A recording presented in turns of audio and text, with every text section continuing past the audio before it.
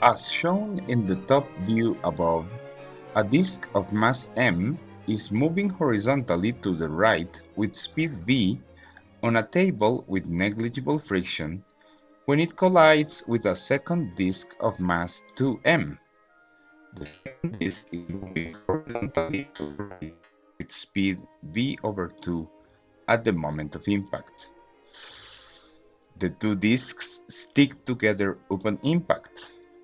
The speed of the composite body immediately after the collision is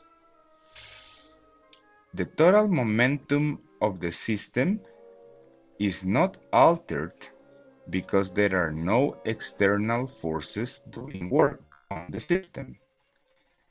Therefore, the total momentum is the sum of m times v plus 2m times v over 2, which is 2m times v. The speed of the system right after the collision, then, is 2mv divided by 3m, the total mass of the system.